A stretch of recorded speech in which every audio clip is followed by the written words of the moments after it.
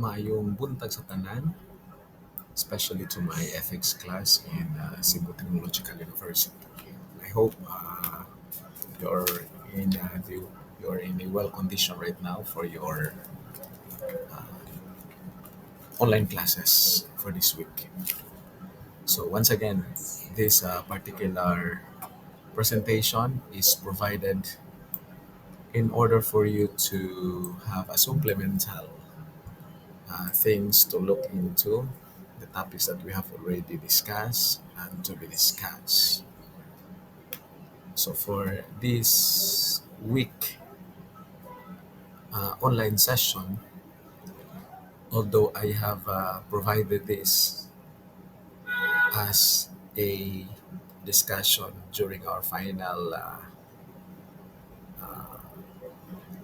session, no, on our face to face session, I will be providing a detailed explanation and at the same time to help us understand and cover what this topic really means for us.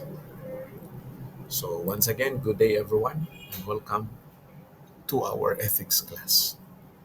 So as I've mentioned once again that we will be discussing this fundamental concept in moral philosophy, the concept on human action versus acts of man.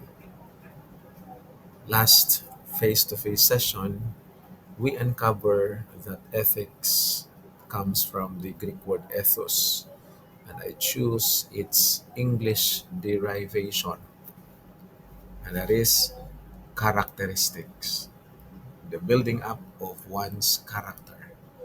Ethics is a character formation. We have also known that when we say character, it is built up on a daily basis. And how do we form characters? By doing it daily. So here in this topic, no, it is very essential because it helps us understand the ethical responsibility, your responsibility behind the actions you are doing. You are responsible of the actions you are doing. By the end of this lesson, you will be able to distinguish how actions ca- carry moral weights and what are actions that do not carry any responsibility at all. But before we begin, let me ask you a question. Again, hopefully, you are there making it sure nga nagtanaw ka o nag-learn ka ani nga lesson. As I've mentioned during our face-to-face class, when we say learning, you make sure that you understand every word being provided. So if you have difficulty in understanding, pause this video and search the meaning in the dictionary. So let me begin by asking you a question once again. Have you ever done something without thinking? Nibuhat ba kag butang nga wala ka nagunahuna? Like flinching when startled. Like naighat ka ba? Kanang igking or sneezing when exposed to dust. And on the other hand, have you ever made a conscious decision, like choosing to study, magtuon ko instead of watching Netflix? If yes, you have already encountered the difference between human act and acts of man without even realizing it. As we go through this discussion, try to reflect on your daily actions. Which of them are truly voluntary and which are simply automatic responses? Now let's get into it.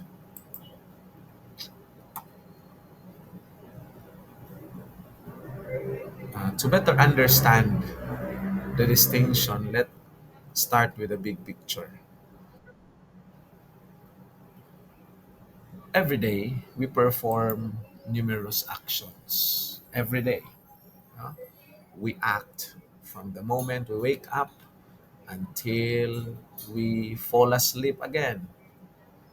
Some actions are intentional. Intentional. Mean to say, imuhang gihuna-huna. Some are automatics. Kalit lang. You do it without even you thinking of it. As I've mentioned during our face-to-face session, ethics is a branch of philosophy that focuses on moral responsibility. It's a character formation. The idea that some actions are good, some are bad, and others are neutral. But here's the catch. Not all actions can be judged morally. Dili tanang nilihukan nimo adunay nagtangag nga kahulugan or judgment whether maayo na siya or dili. For example, if you accidentally spill a glass of water, is that morally wrong? Probably not, because it was not intentional. However, if you intentionally throw a glass of water at someone in anger, that's different. One action is accident, no? It's an accident, while the other is a conscious choice. Imuhang pinuyuan. This is where the distinction between human acts and acts of man comes into play. Human acts are those that involve knowledge, freedom, and deliberation, while acts of man occur without full awareness of choice. So, by the end of this session, you will be able to differentiate the two and, of course, apply this knowledge to your character formation. Again, this lesson is for you. This lesson is not for your parents, for your classmates. Ayaw pag-ingon nga, nindot to kining video ako makita ni niya. No? This is for you. So let's move forward. Let's break down what we mean by human acts.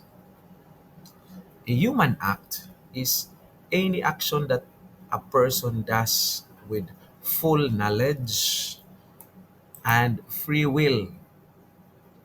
In other words, it is something you deliberately decide to do, knowing that there is a consequence that will come after doing it. Okay? Ako lang balikon. Mauni siya ang buhat sa usa ka tawo with with full knowledge, with free will, which is done deliberately, and you know what is the consequences afterwards. There are three essential elements of human acts. First, knowledge. And when we say knowledge, it is all about being aware of what you are doing. As I've mentioned before, knowledge is what you know about a thing. For example, if you decide to donate money to a charity, you must know that you are giving money away and that you know why are you doing it. That's knowledge. Ang kinatibukan sa unsa imuhang nahibaluan. So knowledge is not just about unsa na. It is even about paraasa na ug unsa ang mga posibleng consequences anang butanga. Another essential element of human act is freedom. You must be free to choose to do or not to do the act. If someone forces you to donate money at gunpoint, mean to say gitutukan kag pusil, your action is no longer truly voluntary. As they say, wala siya tulis. No? So if you do not voluntarily do things and that you are just being forced, then freedom is not there. Because the third element, meaning to say, to make sure that that is a human action, that there is an ability to deliberately choose it. We must think about and decide on the actions before doing it. All three of these must be present for an action to be considered a human act. If one is missing, the action falls into a different category. Now, let's take a look at an example. Suppose you are taking an exam. As a student, taking an examination is part and parcel of your life. Di ka pwede mo ingon nga, apil ng exam de sa kinabuhi sa estudyante. Now, during an exam, you consciously decide to cheat by copying your classmates' answers. Question there, is that human act? The answer is a very big yes. Because you are fully aware that cheating is wrong and that you have the freedom to choose whether to cheat or not. And so, you deliberately decide doing it. Now let's move to the other side of the coin.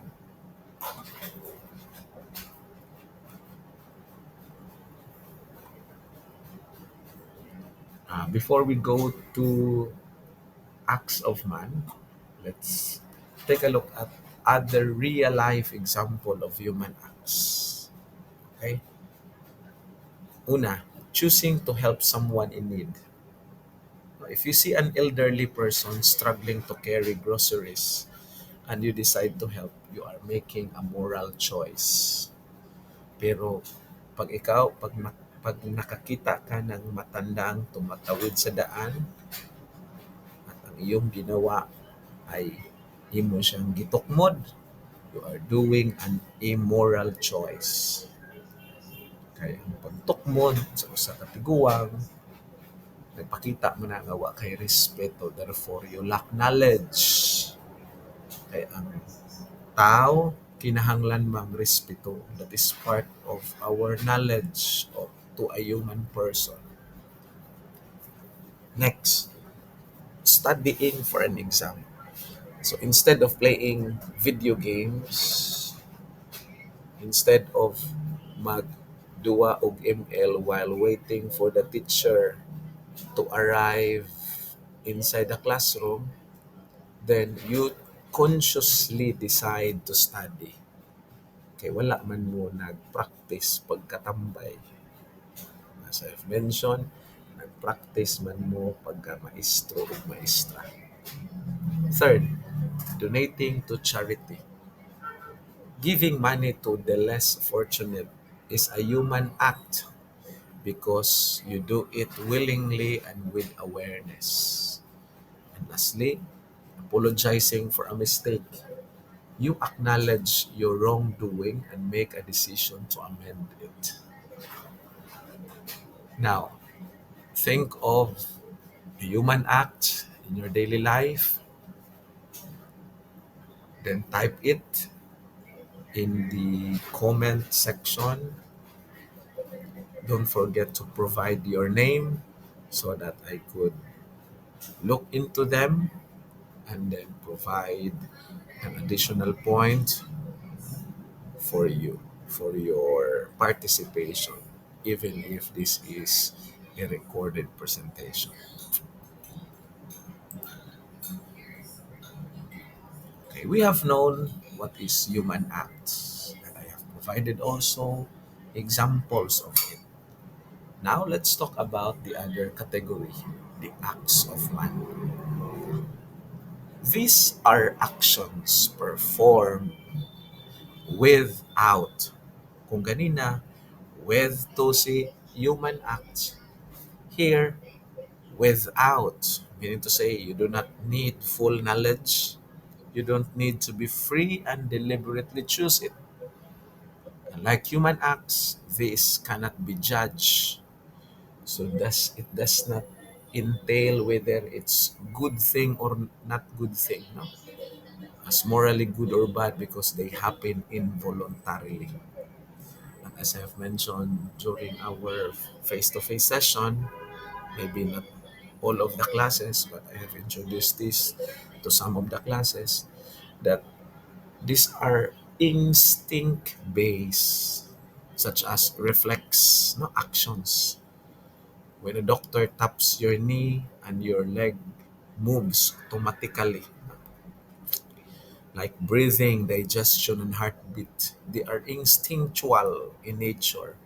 You do it for life preservation because if you will not be doing it, then the life will be in danger. So automatically, preserving one's life is part and parcel of who we are as a biological creature. No? Dili lang kita ang mubuhat ani. Tanan nga na ay kinabuhi. No? Dunay gitawag na involuntary life preservation abilities. Ang iro, iring, tanong, they have their own mechanisms to protect the life. No? Like if someone pushes you and you accidentally bump into one another person, then that is another form of act of man because your movement is not totally driven by your intention. Pero ang pagkadto sa lugar, ibaw kang hukot, adto gyapon ka, that is human act. Okay? Kani mental impairment, no? If someone actions due to mental impairment, if someone has a mental disorder, then that will surely affect one's capability to decide things. Therefore, their actions are done, no, not maybe through not with full voluntariness. O nang sa mga kaso na lisod na kaayo daugon, more likely ang buhaton nila is to have a claim that they are mentally ill, pabuang-buang, no? Now, before we move to the next slide, here is a question for discussion. You don't need to write your answer in the chat box. Rather, you just have to decide, and we will be talking about this during our face-to-face session. If a sleepwalker, if a sleepwalker breaks something in the house, when you say sleepwalker, kana na may mga tao no nga kung matulog, mag-sleepwalk sila kana they are still asleep but they do physical activities, no? Are they morally responsible of their action? They are asleep but they stand up. They are not consciously present, and then maybe they break something in the house. Are they morally responsible? So ask yourself, are they morally responsible? Why or why not? Okay, in this slide presentation, we look at key differences in summary. This distinction is crucial because it will determine whether an action can be judged as right or wrong. Again, human acts are actions that could be judged as either right or wrong, sakto ba or dili sakto. Well, acts of man, these are neutral. When you say neutral, dili jud ka pwedeng pasakaag kaso. Dili jud ka pwedeng ingnan nga sayop ka because they are neutral. The other word for it is amoral, no? Like moral and then you put a word a. You combine it and make it one word, amoral. Okay? In terms of control, voluntary ang human act while involuntary ang acts of man. In terms of being aware, human act, you have the capability to be knowledgeable of things. Ha? Capable ka to know things. While ang act of man, wala jud. You are doing it without full awareness. And so, are you morally responsible for human act? The answer is yes. Are you morally responsible for acts of man? The answer is no.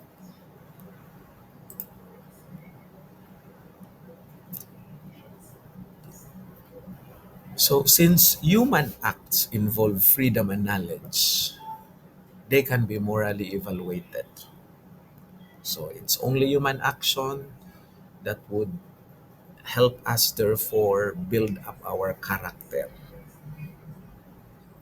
Only human actions, kanilang mga binuhatan nga gitawag og human actions ang pwedeng maka-develop og batasan, makapahimo nimong ikaw. For example, helping someone in need is good. Lying to a friend is bad. While walking in a park is neutral. No? Walking in the park is just part of health benefit. Our moral responsibility depends on the intention and awareness behind our actions.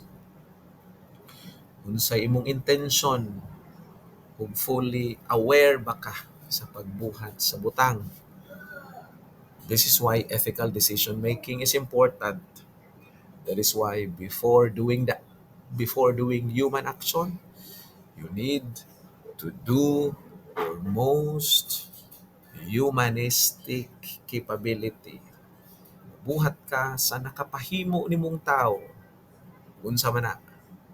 The answer is ang paghuna-huna, your ability to think. Because if you will not think before doing the action, what will happen next is you will think after committing an action. And we call it regret. Regret is thinking that you commit mistake after doing an action. Nganong nagregret ang usa ka tawo, kay tao man siya. Unsa man ang nakapahimong tao sa tao, the ability to think. So that since you do not think first, you think afterwards. And that is again regret. So how before we go to uh, a reflection, because I am done with my presentation right now. So let me share this another meaningful insights for all of you. Remember that ethics is not just about personal choices. Dili lang ni para nimo. However, it shapes the society. As I've mentioned once again, ako nang balik-balikon, ethics is character formation. Kung unsang batasan ang imong i-develop isip tao, makaapekto na siya sa katilingban. Because no man is an island. We are all bound to follow laws and regulations in the society.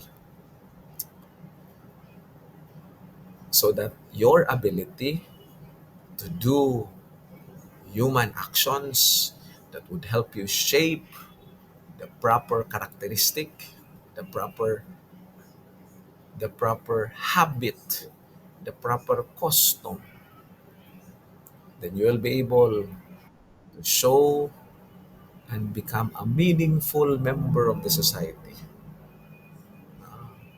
There's this historical figures like Mahatma Gandhi and Nelson Mandela. How did their conscious moral decision impact the society? I've mentioned again Mahatma Gandhi and Nelson Mandela. So you may pause for a while and look for them and try to find out what are their contributions. Because in some way or another, we are also called to contribute what we are capable of giving to the society. No need to follow the footsteps of other people. Follow your own footsteps. Follow your own design kung para asa kaning kalibutan na. Okay, we're almost done with this short video recording. To help me nar- to help me rate your understanding and ability to appreciate the lesson. Mong abilidad nga nakatun ba ka sa imong pagkatun karon. I want you to record yourself. Make sure that your face is seen and your words are understandable. Now, and you answer this question. How do human acts affect relationship and the society? Focus on the human act because the human act is the one that builds your character. Human act builds your self. So clearly explain your answer in not less than 2 minutes. Hindi ka kinahanglan mag-straight in English. You may answer in the language you are comfortable. And it should not be longer than 5 minutes. So after recording yourself, what you will be doing is post your video in your YouTube account. Sir, wala ko YouTube. So kindly make one and let's try to use YouTube in a professional way. Soon you will become a teacher. Soon you will become influencer. Soon you will partake knowledge and share knowledge. So start it now. Once you posted it in your YouTube, kindly get the link of that video recording, then copy and paste and send it to this Google form. Okay. This particular form, ako ni siyang i-post as part of my detail of this video so that you can just click and then later on you can submit your recording. Again, link ra ha. No need for you to save it and give it to me. Only the link of your video posted in your YouTube account. Okay, pwede ninyo stop for a while para makabasa mo balik sa activity. And you have to do it this week. So at least I will be expecting that on Friday you can submit, you can start submitting it in the Google form. So, to end this short discussion on human act versus act of man, here are some important takeaways. Pabaon. Human acts are voluntary with moral responsibility. Acts of man are involuntary without moral weight. And understanding this distinction helps us make better ethical decisions. Again, as the movie Spider-Man would remind us, with great knowledge and freedom comes great responsibility. Make sure that every minute in your life as a student, as teachers to be, you'll be able to use them in order to help you become the best version of yourself, a person who gives light to others. Mayong buntag, mayong adlaw sa tanan. That would be all. See you during our face to face session. God bless us all.